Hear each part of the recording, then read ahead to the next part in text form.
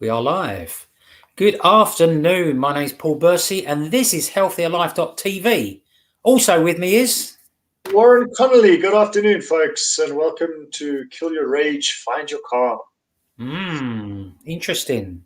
Welcome also to all our listeners, watchers, whatever they are, Facebook Live, before and after, or during and after, I should say, YouTube and podcasts. So on Spotify and Google and whatever else. Oh, yes. So, a very kill your rage, find your calm. I mean, obviously the headline says everything. Would you agree with that? Well, the headline says everything in terms of it. Yes, isn't it? I mean, we can go home now, couldn't we? Really? It's self-explanatory, isn't it? Absolutely, yeah. So it's all about controlling your anger. Now, you may not be an angry person, so if this doesn't relate to you, then it relates about someone else. Now, some people never control their anger. Yeah. There are probably a few. In the USA, it's classed as around about 10% of the male population. And what, it is experience like regular rage type of thing, or what? Yeah. And it's mainly men. Now, we're not letting women off the hook here, that we accept that it's mainly men. Okay? So it's like it's mainly men that are bad drivers, right? So we accept that. Oh yeah, but that's just an excuse. It's just another way they can show it. But the challenge is your temper could be killing you, and that is what this is about. Really, it's about your health, personal health.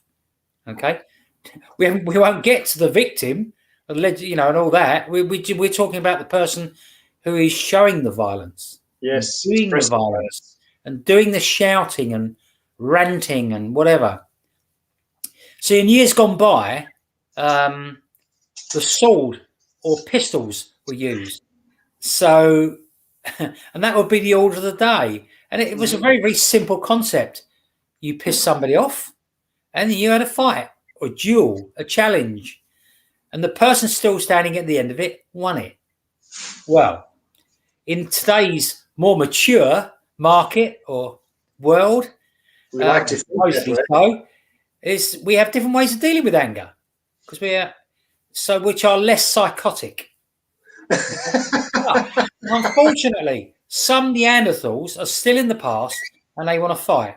Now, I could have been classed in that years ago, I suppose, a little bit, but I'm not an angry person. I've never been an angry person. What about you, Warren?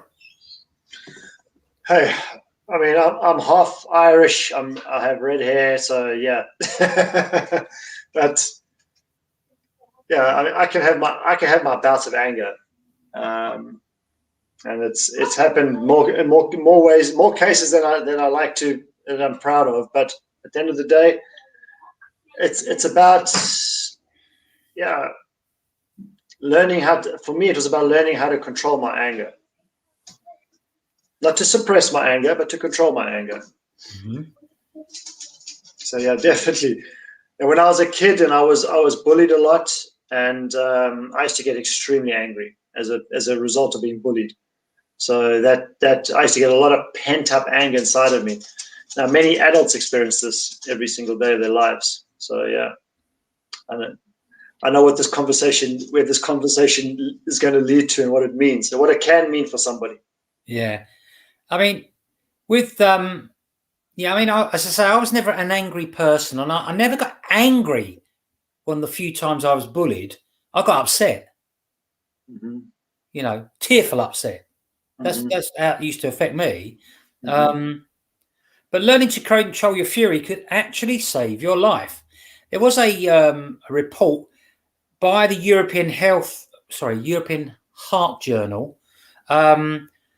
That basically said that people are almost 5 times more likely to have a heart attack in the 2 hours after a heated exchange. Did you know that? I have heard that before, yeah. it's not something that would have come to mind for me, but I've heard that before.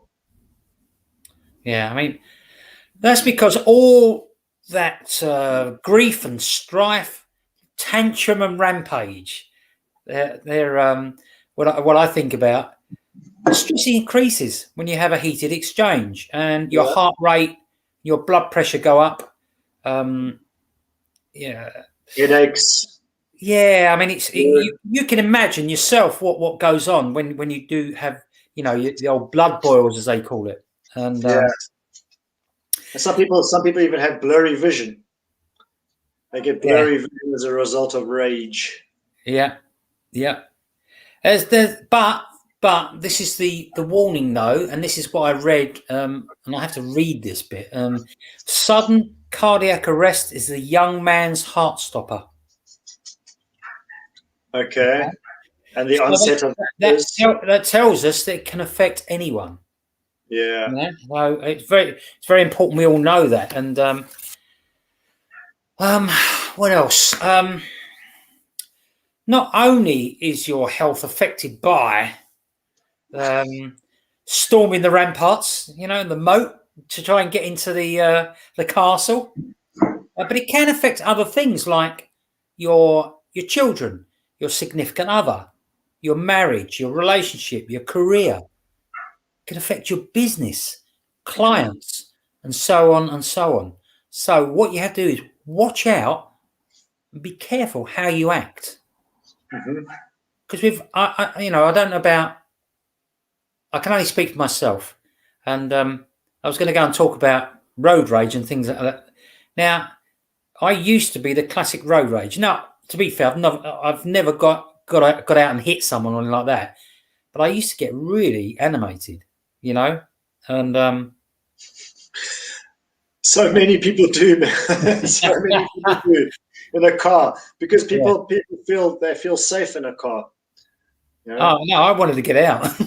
No, I had a case of road rage in Dubai once before where I drove past a guy drove in front of me and cut me off. And I didn't say anything. I didn't do anything in the car. I just, as I came back beside him to overtake him towards traffic lights. Yeah. And as I overtook him, I looked in his car to see the driver. He saw me look at him. We got to the traffic lights. It was red. He jumped out of his car and started throwing expletives towards me. I jumped out of my car and I told him, just get back in your car, sit down and shut up and then carry on. Yeah, that's how close it got. Yeah. In South Africa, it happens a lot because South Africans are aggressive drivers. Yeah, but to be fair, in South Africa, you wouldn't want to get out of your car, would you? Well, sometimes you say, sometimes, it's it could be a matter of life and death, literally. Yeah, precisely. Yeah. Well, it could be anywhere, but I mean, just. So how do you stop road rage in its tracks before it leads to something deadly? How do you do it? Rage or road rage? Well, it's all the same thing as far as I'm concerned. It's all you losing. Well, road rage can, as we just touched on, alluded to, road rage can lead to different consequences. Okay, you just watch videos of road rage going on. I mean, it's very different to, for example, I watched a video yesterday of a school golfing tournament. So it's a charity tournament for golfing charity tournament for a school in South Africa, and two grown men having a full-on fisticuffs on the tee. Yeah. What about who wanted to go first? No, because the one guy hit the other guy's mobile phone. He hit it? He hit the mobile phone. So the other guy lost the plot. he literally lost it, and he picked up. The one guy picked up a flagpole and ran towards and started trying to smash the other guy with the flagpole and all kinds of stuff because they were on it. Over the top, isn't it? That's slightly over the top. No, it was bad. It was very bad taste. I mean, but look, this is it depends also very often on the society in which you're living in as well. Hey, depending on the society, because you have certain, like a society like South Africa where there's a lot of fear, there's a lot of anxiety in society and all these kind of things. And this is where anger and rage starts to become more and more prevalent. When you're living in a society that is where the tensions are naturally high. Europe, it's very different. People don't have their lives threatened potentially every day. Life is very, very, very a lot more serene in Europe than say in Africa. Okay, yeah, I think we have had quite a few murders at road rages and things like that, but I think that what people can do. I mean, this is how I curbed it. Because sometimes it could be your mistake, sometimes it'd be the mistake of the other person, right? Or it could be deliberate. We got that side as well. But I mean, when it was my fault, I just throw my hands up, and say, apologise, and just say, look, sorry, my fault. And most times that is enough to kill it, stone dead. Okay, if you put your hands up and say it's my fault, apologise, and you de-escalate everything before it even gets near to that. I think what happens is that some people want to be right even if they're wrong, which probably inflames the situation. Yeah, and that's ego, right? We touched on this a couple of days ago. That's ego. Yeah, even if you're wrong, or even if you're right, but you insist on making yourself right and being seen as right, that's your ego. It's got nothing to do with whether it's right or wrong anymore. And unfortunately, very often this is the reason why people have experienced rage, is because of their ego, the inability to let go. And that little voice in your head that's constantly saying, "You're right. You're right. Tell them you're right." Yeah. I think we've all been there for that. But I think most people have. Identifying your own anger style could be the key to eliminating it. Ooh, okay. And that was from a bloke called Ron Potter Efron, who wrote a book called Letting Go of Anger. So if you've got any angry people out there, that could be a book for you to read. Letting Go of Anger. But my advice is don't let anything push you off their stress cliff. All right. So, because it's very easy to go down that route. Very easy. Yeah. So one of the things I do, especially for people who do like road rage, is reframing. And that really is to say, well, whatever. French, the Gallic shrug of the shoulders, chill out, let it go. It's difficult to do that, It is. Yeah, something I learned to do with regards to road rage was, and I don't know why we're touching more on this than anything else, any other aspect of rage, but road rage, I guess, is probably more prevalent these days than most other rages. But in saying that, one of the things that I learned to reframe when it came to driving, like especially in an environment when I was living in Dubai, the people there drive because you've got more than 22 nationalities living in the same city together, people driving with so many different driving styles, and you kind of just got to accept it for what it is and learn to shrug your shoulders, as you say. But I used to just, if somebody cut me off or if somebody wouldn't let me in or something like that, I would just say, oh, well, that person must be in a hell of a lot more of a rush than I am. So, or, they've prevented me from encountering an accident by slowing me down. Because because this is the way I also look at it. Sometimes we forget our key at home. We go downstairs, then we have to come back upstairs to pick up the key. We'll be late and all this.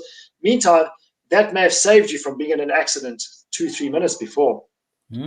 So this is the way I look at things like that. Is like, well, at least I'm safe, and the other person, they must be in a bigger hurry than I am. So I have. It's not easy, but what I've tended to do now is most of the time I leave with extra time to spare, so it really doesn't matter if you get caught with a red light. Doesn't matter if it doesn't matter. Doesn't matter. you know, and it took me a long time to get there, I've got to say. But what I've got a bit of advice for anyone: don't become the cornered dog. All right, I picked that up from a book. Don't become the cornered dog. Oh, okay. Yeah. So don't. It's the same. It's the same with a rat as well. Don't corner a rat because they'll jump. They'll jump over you. And they'll chew through anything. And then you will need to change your underwear. So things like men at work. Let's say a man at work. Boss says to him, "You're too slow," and the man thinks he's being attacked. Okay. He feels a bit of anger, shameless anger, and then he lashes out. When that could have been avoided, couldn't it? First of all, by the so-called manager or supervisor taking a different tone and dealing with it differently, but also the other person going, "Do you know what? He's right. He's right. I can't argue with it. You know, it's because you've challenged his insecurities. The person who receives it. It makes a man look weak. People don't like looking weak, you know, and they fight back. It validates. Especially when the reprimand is done in public. Yeah. So it goes back to criticism. So there's lots of little things that cause anger, you know. But again, it's down to a bit of emotional intelligence, a bit of there was something else I thought about, but I can't remember it now. But yeah. So if you get challenged by someone and you feel quite angry about it, slow down your reaction time. Don't jump straight in with both feet like I used to. If it's an accurate critique, if you give yourself that few seconds to think about it and you go, yeah, okay, all right, accept what the person says and focus on improvement. Mm-hmm. If what he or she is saying is total crap, right, and not incorrect, then just hold your fight. Don't get involved. Go away thinking what you want to be thinking, but just don't lose your anger and just say, in my opinion, or you could say, in my opinion, I'm not slow. I've done nothing wrong. But you know, and that's all you can say. Smile and go, because the person that's actually giving you the criticism will get more annoyed themselves. The fact that you haven't bit. Oh, well, this goes for the same as like if somebody's trying to antagonize you and bully you or something like that. When you don't respond, they get angry. They're the ones that get angry, you know, because you're not responding to their antagonism. And sometimes people will do that to push your buttons to make you angry. But in the same breath, I almost slipped up just now with my daughter when she was constantly challenging me. And I almost said to her, she said her dad's getting to the dog. She said, he's getting anxious. Okay? And I said, no, I'm not getting anxious, but I am now getting anxious because you're constantly challenging me. All right.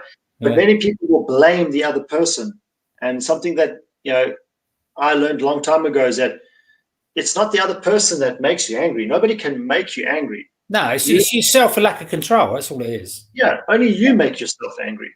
And it goes back to accountability. Yeah. I think also, and the great thing is being a dad, you've always got the upper hand, and that's not being nastier at all. That's just saying you can smile and say, that's okay, you can do without your computer for the next 4 hours. Yeah, in some regard like that. Yeah. And just say, when you stop challenging me, you can have your computer back. Yeah. And that's effective, no anger, and it's just like we've all done it, haven't we? So they might get angry, but that's right. That's their learning circle. Yeah, that's their, as we say, that's their indaba. That's their lesson to learn and how to. But I do control, like even our daughter. I not control, but I teach her how to control her own anger as well, because her temperament is also quite fiery. If it needs to be. And I've taught her since she could understand that if she feels like she's getting angry and she's going to lose control, then just to breathe, step back and breathe. Yeah. and Yeah, count to I'm 10. going to mention that in a minute, funny enough. So, yeah, you're right. I mean, only because the other thing is, what people have to learn to use is body language. Because you can turn that on its head. And she would do that by giving you a nice smile, flatten her eyelids and say, sorry, Dad. and then you're melted and you're just a pool of water on the floor. No, I'm not. I'm not actually. No, you No. know what I mean. So, No, anyway, no. She tries and I don't, because I understand that game. I know that game. yeah, but you've got to admire it. Yeah, I admire the tenacity in that, Yeah. in continuously trying, but yeah, I don't relent. I really don't. I can't, because then if I do, then she's not learning a lesson. Yeah. That's the way I look at it. Anyway, I'm not learning. quick story about rage. Happened to me. Well, or not, as the case may be. You'll see what I mean. I'm in a police officer. I'm in uniform. Stop a man a young man driving his car. He didn't have any documents. And in those days, in the 70s, we used to give someone a ticket to produce their documents. Well, I felt by me questioning him that he didn't have any documents, and he only lived just down the road. So I took him home. And at home, there was his mum and girlfriend. Okay. And then the conversation, I said, have you got any insurance? Have you, no, he hadn't anything. Okay. And so I said, well, he said, but I can't afford him. I said, well, I said, you can't afford to drive then. Simple as. Yeah. Okay. Yeah. So thought no more of it, reported him for the offences, no insurance, no MOT and everything else. And then basically forgot all about it. And about an hour later, we heard Tony Owen, Glovesy Owen, as we call him, Tony, shout for assistance, right? And what had happened, this bloke had built up rage inside himself and gone out back in his car, right, to look for me. So he'd driven back to the exact same place that I'd stopped him, saw a police car, in his rage thought it was me and tried to kill the police officer. No. Right? So it just shows you what rage can do. No. My friend, Tony Owen, was not impressed with me. So he's okay. He's okay. He's all right. No, he didn't get hit or anything. It jumped out the way. But he went straight into a brick wall, this car. So... and he ended up getting 4 years in prison. Then you definitely can't afford to drive. No, not now. But 4 years in prison he got. All for the sake he couldn't hold his rage. So... Well, 4 years for attempted homicide. Well, yeah, they didn't do that. They did him for furious and wanton driving, I think it was. Okay. Or something like that. But he ended up getting 4... it could have been something else as well, because he got 4 years, and that one only has a 2-year imprisonment. So he must. Because surely by that stage, that's premeditated. Yeah, but they did it on the rage angle, so anyway. So the other thing is about rage. If you want to avoid a little bit of rage, it's a bit of advice. Avoid conversations about politics and religion. Yeah. Right? Always. I never do anything on Facebook or anything about those. I'm not interested. Not interested, because I will have different opinions to a lot of people, and it's just not worth it. And yeah, so don't become the crazed hothead. Find other ways. Go and have a pint. Much better. Go and have a pint. You have a pint of beer and think, this is much better than fighting. Look, one thing about with rage is that it can actually be beneficial for you if it's conducted in a controlled manner, if it's measured and controlled. Well, it's like letting the steam out slowly, isn't it? Yeah, it is. Yeah, and some people, they just have to let their steam out. They are not emotionally intelligent enough yet and evolved to be able to control it and learn how to deal with it, and that, so they have to let their steam out somehow. And if you're able to do that, and you find a way to do that where it's more constructive than destructive, then go for it. Great. This is why, like, for example, in certain countries, in certain places like Japan and that, you can go to these rooms where you can just let loose. It's a soundproof roof. You can't hurt yourself, but they have furniture and stuff like that in there, and then you just go and you just smash things to pieces and let it all rip, because we need to do that sometimes, and this is often why it's so important. Like you touched on it, go have a pint, but this is important. Why it's important for men to get together, I believe, with other men on a regular basis. Whether it's two blokes getting together, going for a hike in the forest, or going to the beach, or getting together, having a pint together, or whether it's a group of guys getting together, going camping, doing something with guys that allows you just to, it does, even without diffusing purposefully, without consciously, mentally diffusing, or, having a psychotherapy session with your mates, you are diffusing. You're releasing a lot of that tension, because with guys, mixing with guys, there's a certain chemistry about it. And the same applies for ladies as well. I think it's just as important for ladies to get out together with each other on a fairly regular basis, if not a regular basis, and then just diffuse, have some fun with people, of your own sex or gender, whatever you call it, however you refer to it, and just do something that's fun, because that can be so healthy and beneficial to you. Yeah, I think what it is, I think women tend to are more prepared to talk naturally. So that's probably why men have a problem with anger, because they don't. A lot of them don't talk. And that's one of the big things is about talking.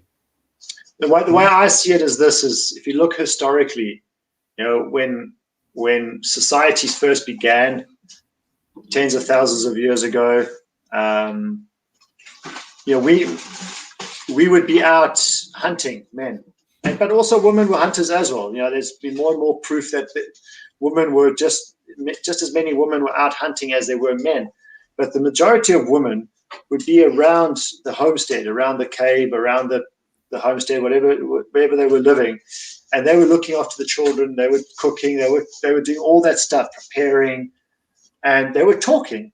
They were engaging. They were having conversations and talking about stuff. Whereas the men, when they're out hunting, they didn't talk, because you can't talk. If you talk, you give yourself away. So you have to keep quiet, and you're facing these fears every day out hunting for a mammoth or whatever. And that just around the corner there's something that could be there to kill you, and you can't express your fear, because if you do, you're not part of the tribe. You're the weakest link in that hunting party, so you don't express your fears. And that's the way I see it, is that this is where epigenetics comes into the frame here, where we've learned the habits and the patterns from our history, from our ancestry, and it's carried on throughout society, in that it's not encouraged for men to cry or to talk about things, because cowboys don't cry, remember? Even in my age growing up, I always remember cowboys don't cry, because if I got angry, I was like you. I would I'd get so angry that I would cry. I'd stand there and tears would just come rolling out of my eyes, because I was just furious. And then I would just get told, remember, cowboys don't cry. And I felt like saying a few choice words to that comment a few times. Yeah, no, I can imagine.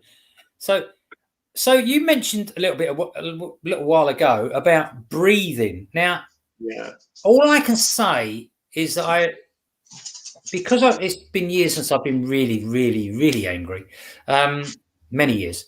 So I didn't get a chance to put it into practice. But what I would say is, in the mornings when I do my gratitude and meditation, I do a lot of breathing. It really relaxes you. That's the start of my day. So I can see how it would work on something like anger and rage and temper and things like that. And this is the key: is but you could get into the habit of doing this every day when you wake up in the morning to set your day up in the right path, with the right level of energy, the right frequency of energy. Something I touched on Wednesday's podcast is about energy and how we are energy. Okay. And, if you start your day off on that note where you're breathing and you're releasing all the energy from the day before and everything like that, and you're setting up a vision, a plan ahead for yourself for the day while you're doing breathing like this, that really sets you up for success. Because as a teacher that bless me, excuse me, as a teacher that whose work I listened to, one of the teachers, sorry, there was a bit of a tongue twister there. They teach that you want to try get out ahead of it. Yeah. So you want to try get out ahead of life, right? And that's not to get ahead in life, but to get out ahead of. So you're preempting, not preempting, but how to put it? You're preparing yourself emotionally, intelligently, and mentally for anything that may come up. So if you start your day off with meditation and breathing, relaxing your body, feeling the body relax, feeling that tension release, you're setting yourself up for the rest of the day to be a better person, a person with less rage, with less anger, less anxiety, less stress inside of you that you reflect on your outside. And no matter how you try to calm it or to disguise it, people sense it, people get it, people identify with the fact that you are stressed, that you are freaking out inside. You may be able to hide it from some people, but the majority of people, especially children, they will know because children are more in tune with frequency. So they will feel your vibration, they'll feel your energy, and they'll know that, hey, my dad or my mom, they're stressed out, and it's just a matter of starting your day off where you're breathing to the point where you feel that energy vibrating through your body, and it really relaxes you, just gets rid of all the toxins in your system. By doing that, not only are you setting yourself up for the day ahead, but what you're doing is you're physiologically changing your system. The more you practice that, the better you will get at it, and the more powerful that feeling will be, and the more response your body will have as a result of that. Because your body will start to look at it and go, "Ooh, I like this now. This is cool."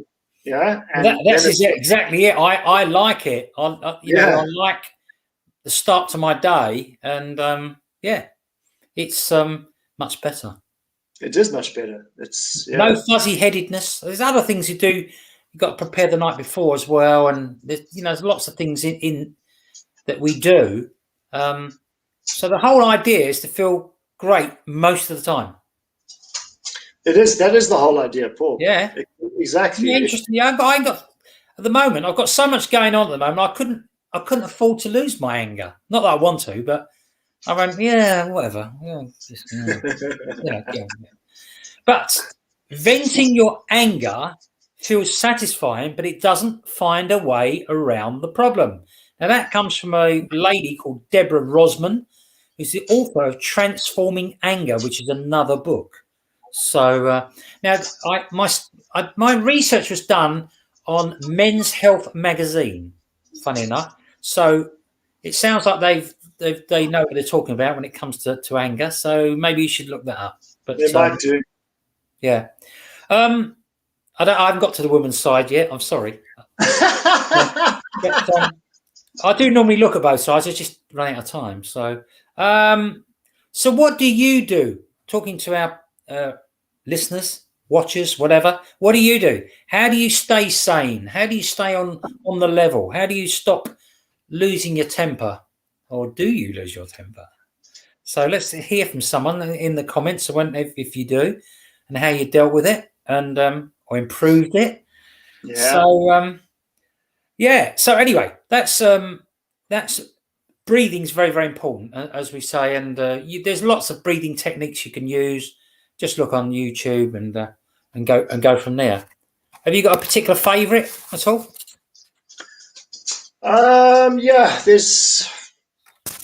There's two actually that I really like to do, and one is I find a quiet space, and then I breathe in for counts of 8 counts of 10.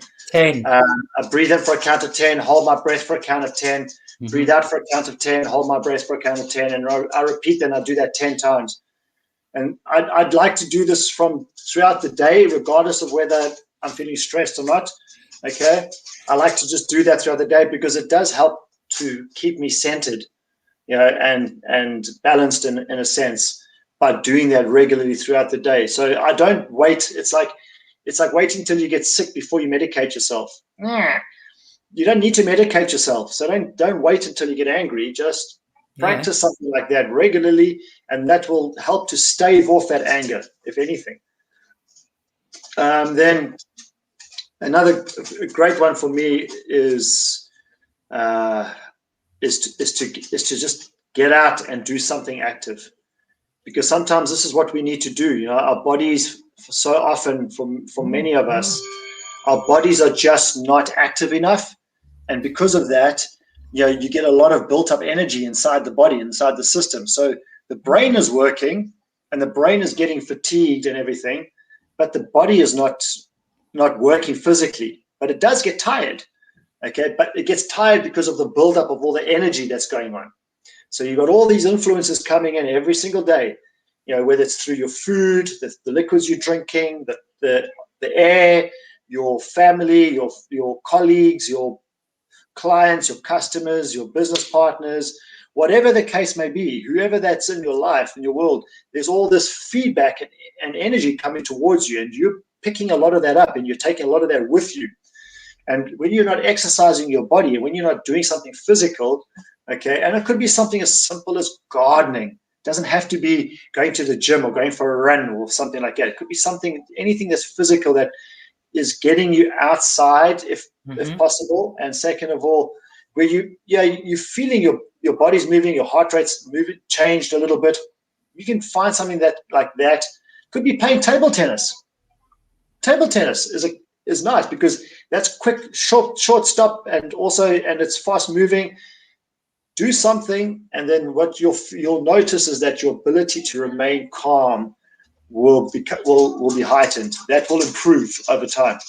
So it's not just the breathing, it's not just the activity or the exercise, okay? But there's another one which I'll let you touch on, and this is also something that I practice throughout the day as well. I practice it regularly throughout the day, from in the morning when I go to bed at night, and intermittently throughout the day. And it could be for a few seconds, doesn't have to be for extended periods of time. So what is it, Paul? I don't know. I lost concentration, sorry. Meditating. Oh, meditation, yeah, sorry. Yeah, and I only meditate once a day, and that's in the morning. But it depends on the type of person you are and how much you really, really enjoy it. You could meditate many times a day for a short period of time. I mean, it's down to the individual, isn't it? It is. So, but what we don't want to become is the redirector of rage. Now, I remember reading a book called "See You at the Top" by Zig Ziglar, and one of the bits in there was about, it gives a scenario where the wife gives the husband grief just before he goes to work. Or something like that, and he then goes to work and gets chewed off by the boss at work, and then something happens on the way home, and when he gets home, because he's getting wound up about it, he ends up kicking the cat. So they called it the kicking the cat syndrome. Okay. So you're just passing it on to someone else. Right. Don't do that. Get it out, get rid of it, move on. Don't take it with you during the day, and each incident, or something, I say incident, each time is individual. You have to release it, let it go, smile, just say whatever. Don't say that to the boss, whatever. But say it to yourself. Saying, I'll just to add to this now, it's to let it go. Like when you're using the example of the man coming home from work and having had his ear chewed off all day, and so many of us, we bring things home from work, from our work environment home, and then so you've got this compounded effect, the snowball effect, where you're coming home, you've had a tough, stressful day. Now you've got a family that is demanding of you time and energy from you, and you get even more stressed out. Forget what it is that you had in your day from work, and it's more important now that many of us are working from home. If you're working from home, you don't want to have that diluted into your family life. You just don't. It's Yeah. not worth it. Because then you're living with it 24/7. So it's imperative that you find a system for you, a practice that enables you to leave that part of your day away from the rest of your day at home. So if you're sitting at your desk or wherever that may be in your home, and you're working, you leave your desk for work, and then the rest of the time at home is for whatever else. But it's so much more important that we do learn how to control that. If you're working from home, because it can just really make life miserable. Yeah. On the other hand, there are those people that react straight away to some kind of annoyance or being cut up by driving, things like that, and act there and then. But there are also those ones that actually shun rage, but often they send it into other areas, things like anxiety, fatigue, destructive behaviour, such as drinking, doing drugs, or cheating on their other half, and things like that. So you've got to deal with the now. You've also got to deal with the after. So there's two things to think about there. And I would say, as you said a few minutes ago, exercise. Exercise is a great one, for getting rid of any excess. That's what I. Yeah. What else was I going to say? I have no idea. Yeah. So what? Okay. So let's recap on some of those things. We've talking about breathing. We've spoken about exercise. We've spoken about talking about it to others. Reframing if you're in the car.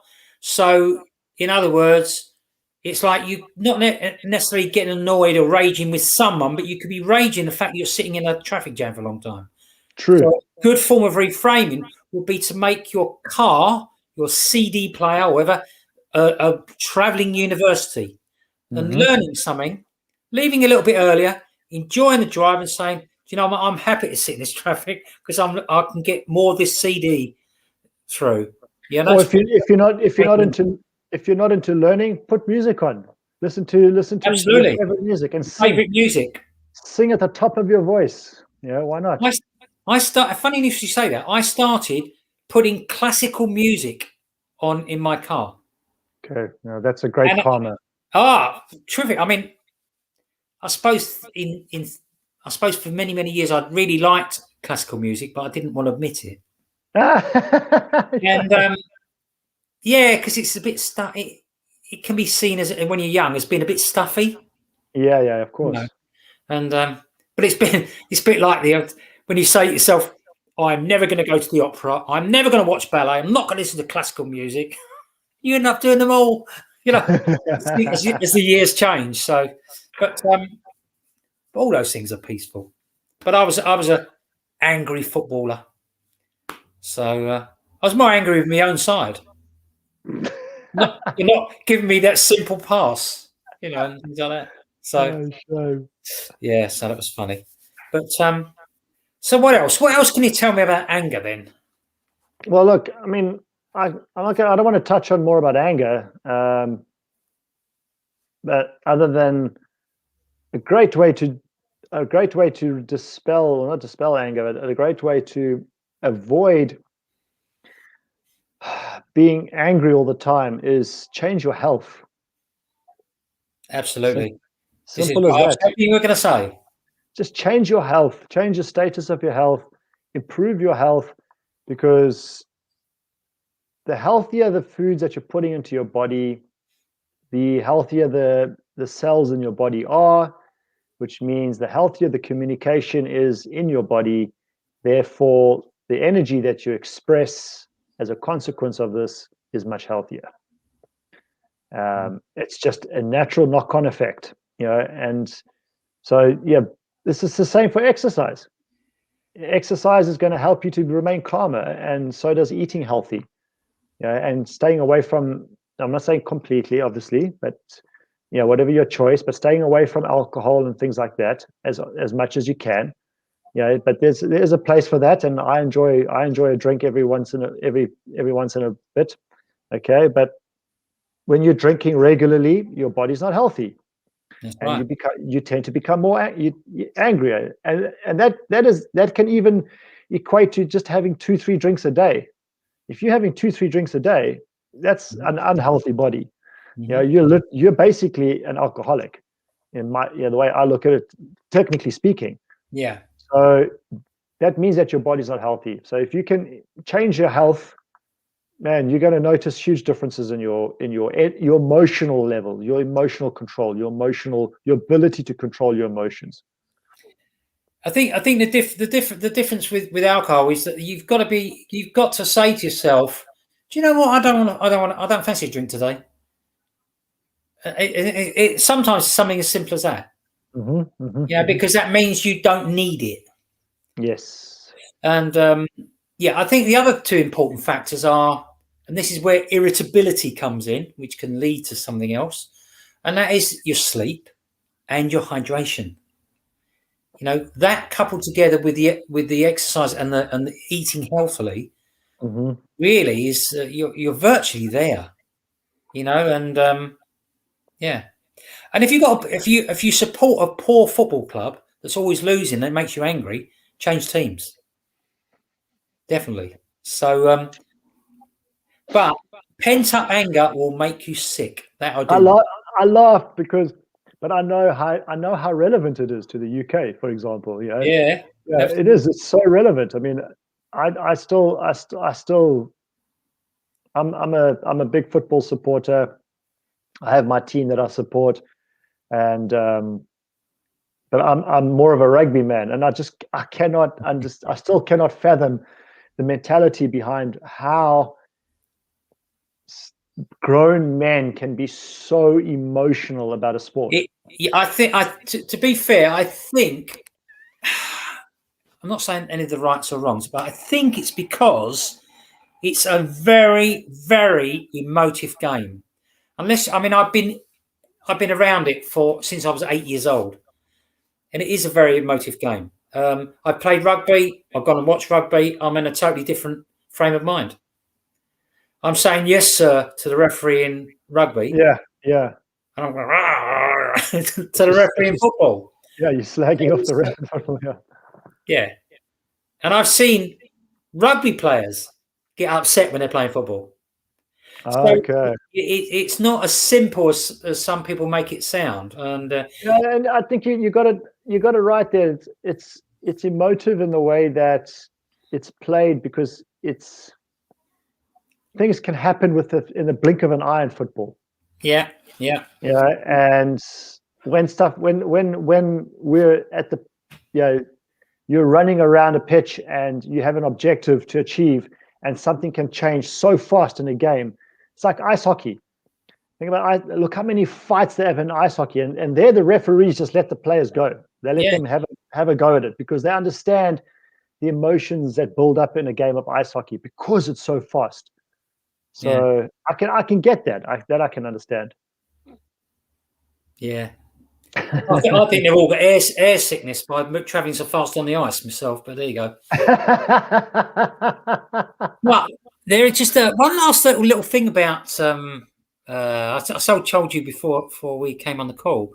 Did you know that there is actually a disease called intermittent explosive disorder? It's been and they reckon in the US there's 10% of the population of men have got it. 10%. Right? The letters are IED, and that's not improvised explosive device. It's intermittent explosive disorder.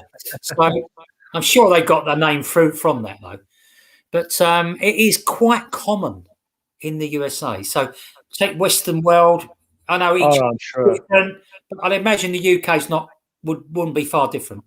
I don't know about other countries. I can't talk about them. I think in most Western world, your traditional Western world countries, the figure's not going to be very different. I don't think, unless you're somewhere like maybe Portugal or, where typically when people live by the coastline, they are a lot more chilled.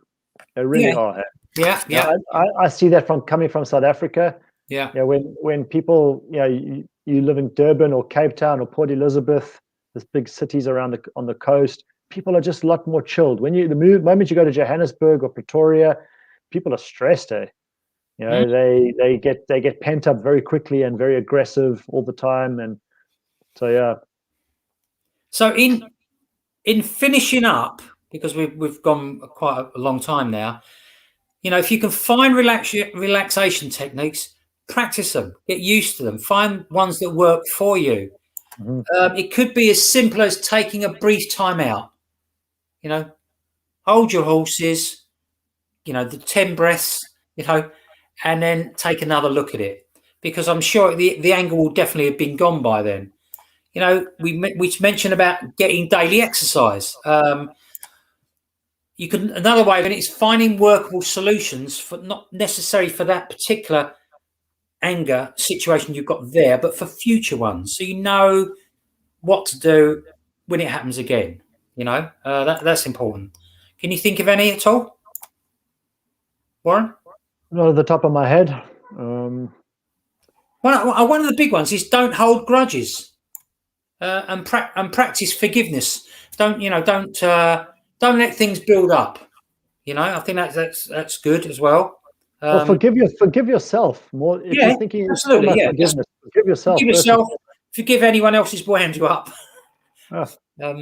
Maybe accept, own your anger, know about it, understand it, and try and learn a bit more about it is very, very important as well. And if anger has been, sorry, Paul, carry on. No, that's fine. As I say, if anger has been a part of your life for an extended period of time, perhaps it's time to move away from the story. Yeah, absolutely. Leave that story behind and move forward. Yeah. And if you don't know what I'm talking about, you can ask me the question. You can ask me. Yeah, absolutely.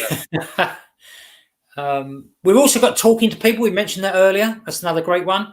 Also, another one is positive affirmations. I'm calm, chilled out, and things on those lines.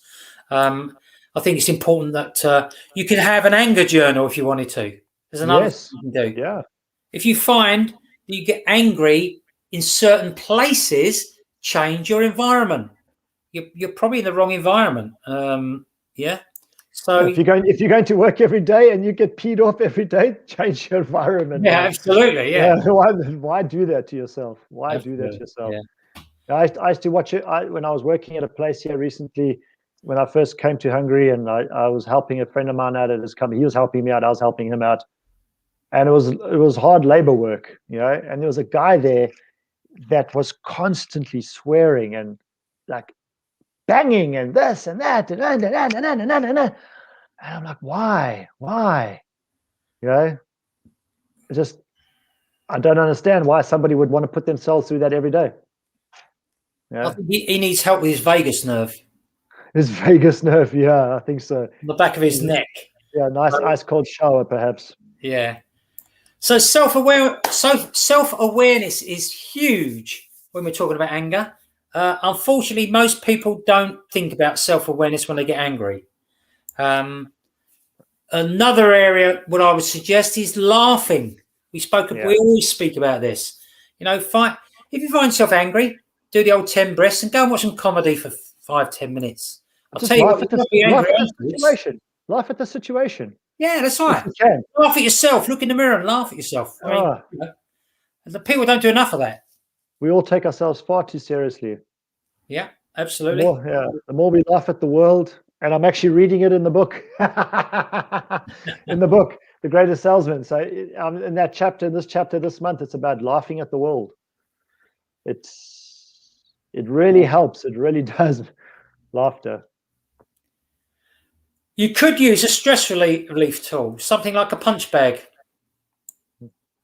I've seen people use that before. So Seen it Yeah. in restaurants as well. Well, punch bag. Yeah, for waiters. For waiters. So yeah, like a ski You know bag. what? I can Or honestly say, I never wound a waiter or waitress up because they go and pick your food up. I know I've been a waiter. I was a waiter, man, and people would purposely wind me up. Oh, I'd never do that. They got hard enough job as it is. Yeah. And I always did an impeccable job as best as I could. But some people they just feel like, especially when they've been drinking a little bit too much, and then now they're gonna get yeah. Mm-hmm. Yeah, I got wound up a couple of times when I was a waiter, man, by people. Yeah, and I just literally just to tell them to F off sometimes. I mean, one of the things you can do, if it's someone at work, is just avoid the person who causes you any pain. Or talk to them, sort it out. That's the best way. Sort it out. Go around the back of the building. No, not for a fight. No, go around when you're having a break and go and have a chat with them. And say, look, we've got to sort this out. This can't go on.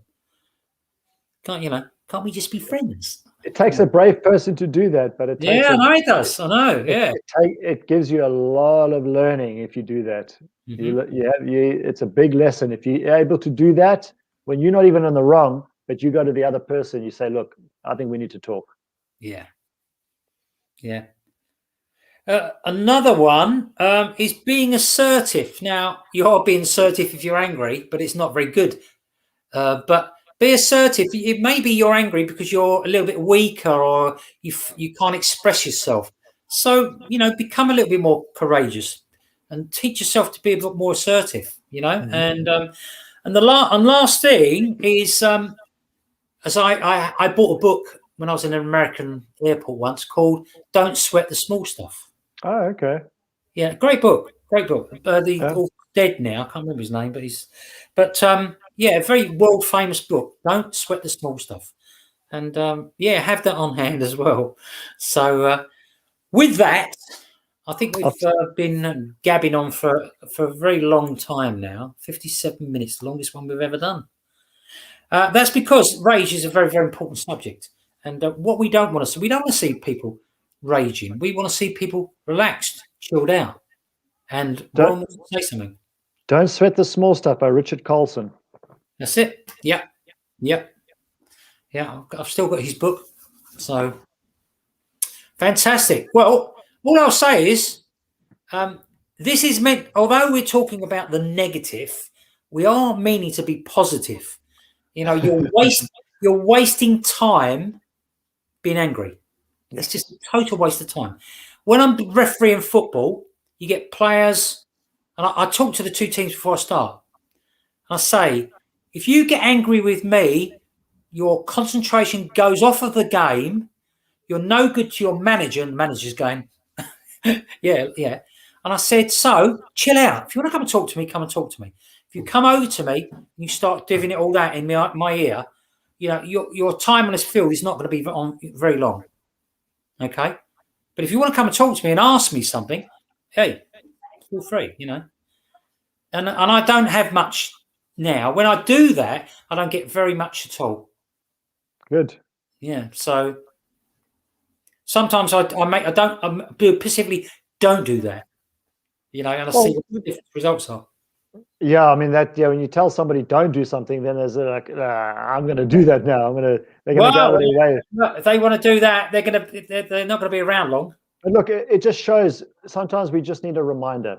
We just need a reminder, and in saying that, I'm sure that whoever's watching this video now, watching the recording, I'm sure somebody in your life that is experiencing anger on a regular basis. Just share this message with them. Share it with them. It doesn't have to be this video, but share the message that you're hearing from us, with that person, and care enough for them that you want to share that with them.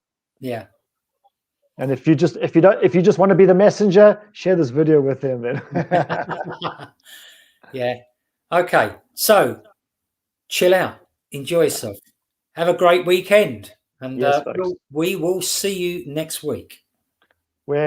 Speaking of this, I want to touch on next week. I'm going to be talking about energy and our biology regarding energy and beliefs. So this is very much in line with anger as well. Okay. Fantastic. We won't be talking about anger. Yeah. Okay. Okay. See you all Have soon. a great weekend, everybody. See ya. Bye.